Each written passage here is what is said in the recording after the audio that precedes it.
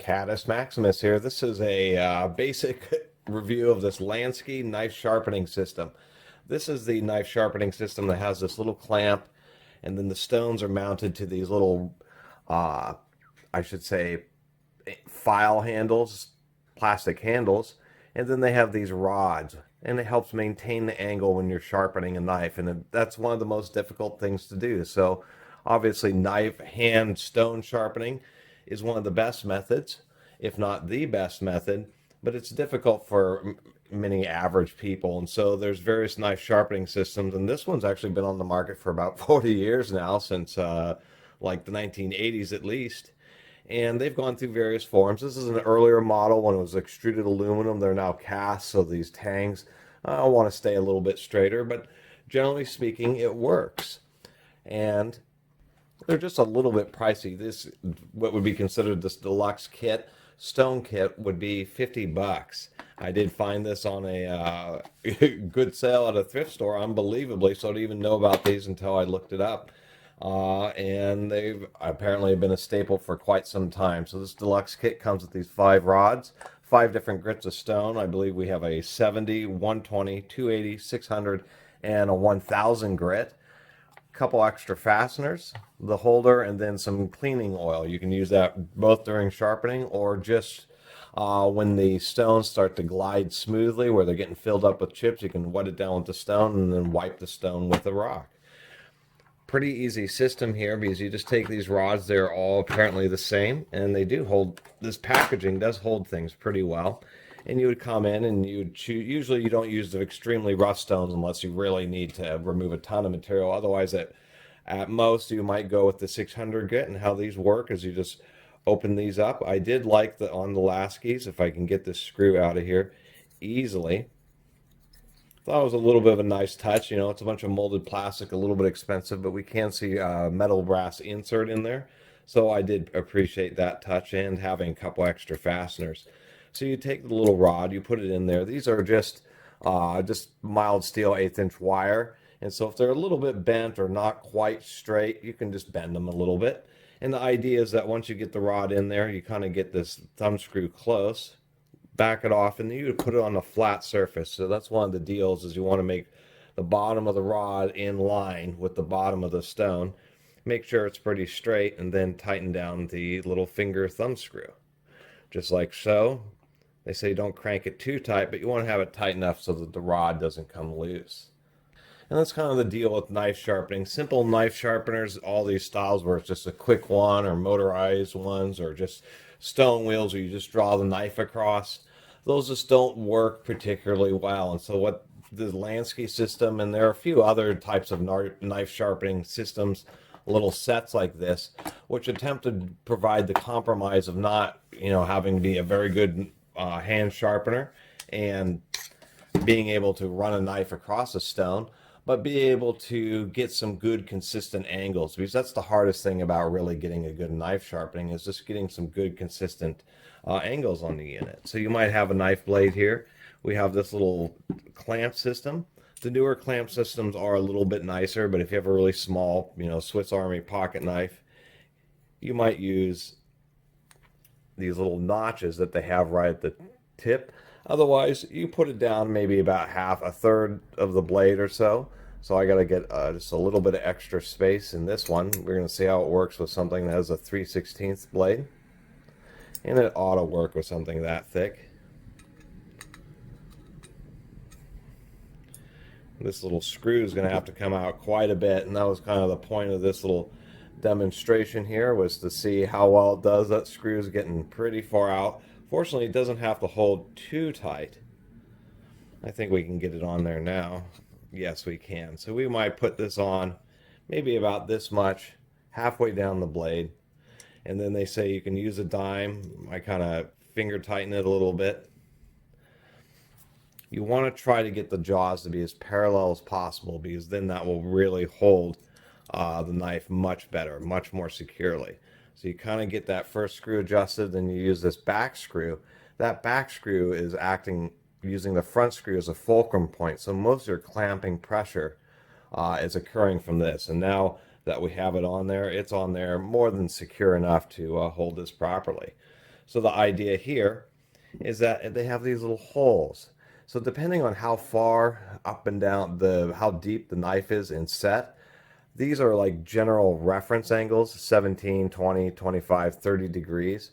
But if you have this further down, those angles will be a little bit higher because you're forming a triangle. Whenever you change the distance of any of the legs of the triangle, the angle will change. So that's how you can get a more precise matching of the angle. But the idea here is you would put the rod in and then just try to see if you have the right angle. And so on this particular Gerber, since it's more of a utility style knife, has a pretty steep angle and looks like it would be 25 degrees. And so the idea is you just go across and do some basic just pushing motions. And so that's why they have it like this. A lot of people are kind of showing swiping motions. Those motions really don't work as well for sharpening than versus this mainly upwards and moving over and then just keeping track and doing it and just towards, you're trying to build up a grain and you want that to be as linear as possible. And that's the whole idea with this system. One thing I do like about this is the fact that you can put two grinds. Say you want to have just a long thin blade, you're working with particular types of kitchen knives or cooking knives, is you can have a really sloping angle here. Do your rough sharpening, put in a finer stone, and then give the very final edge just a little bit steeper of a bevel. That's what they do on razor blades, and it's how you can get a reasonably durable edge also being very sharp.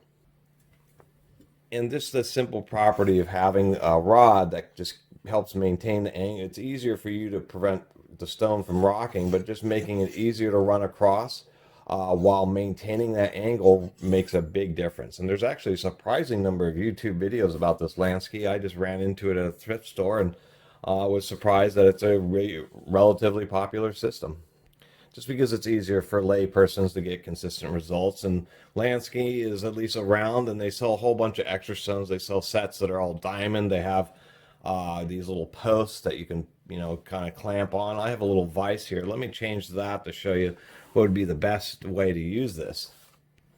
What is nice about this system is you can just put the whole clamp in a vise like this, and then it becomes much easier versus their little post thing that's a little bit wobbly or holding it in your hand. Now you can run the stone with two hands and actually keep just a nice light and even pressure and be able just to go across and just hit the edge and be able to do it in nice consistent sweeps and get a pretty good sharpening. If you have a long knife, you may have to shift it back and forth. But I thought that was really the advantage of this Lansky system, is now that you have a way of clamping the knife in a vise and then holding the angles. And so now you're able to use two hands just to control the stone. Just like if you had a wet stone on the table and you're using two hands to control the knife, this way the angles are being controlled for you.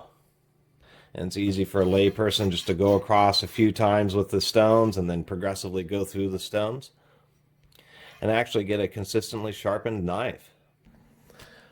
So overall, you'll get quite a bit of life out of the stones, especially if you have it in the vise like I was showing. Then it's much easier to start really close to the very edge of the stone and get nice full swipes, therefore using the maximum surface area and getting the maximum life out of the stones.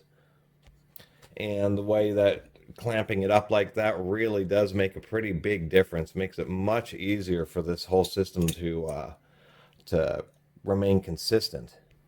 And they do advertise, at least on these older ones, that being able to use a dime, which I do appreciate.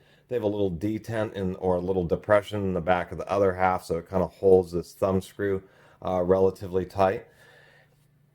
And I like that they kind of updated the newer ones that have cast aluminum, which is just a little bit stronger on these tangs, which I imagine got bent. But these aren't, too bad. It's not something you normally bend. It would only be accidental. And I kind of like the idea of this kit. I haven't seen something like this and was kind of intrigued by it. And it turns out that these things really aren't so bad considering what they're doing. They're about as easy as it gets to actually get a more precise control over sharpening a knife. And fortunately, it does come with pretty clear instructions here that easily fit in the box. Overall, not too bad. That was probably one of the things about this, is this box, they really got the fitment tight on the latch. I should say that. It's likely not to pop open if you drop it. I mean, if you used it to sharpen a machete, you would have to go along in stages, but my goodness, it would be pretty sharp because of really long blades like a machete would just be so difficult to really get it across. You know, you would need a fixture against like a bench grinder that you had some fine wheels for to really maintain a precision angle, or you could do something like this and it might take you probably only take you 15 or 20 minutes to do the what you needed to on a machete, and easily get it to be extremely sharp. The only improvements I could really think of is maybe if they had some system where it was like an eyelet that held the rod and just had a little thumb screw in a slot, and then they could have had graduations. So instead of these fixed angles, you could have just selected your own angle, arbitrary angle, anywhere from say 15 degrees to 30 degrees. Being able to have that custom variability will allow people to do exactly the people who are more into it can do the exact angles that they want, and if you just want to match the factory grind, it would make that easier as well. So that'd be probably the one improvement. Overall, I can kind of see why these have stuck around, because when people try them, they probably do work just because they're guiding part of the activity. Anyway, I even think it's cat approved. I really appreciate everybody watching and subscribing, and I hope everybody's staying safe and healthy and washing their hands often. Until next time, Catus Maximus out.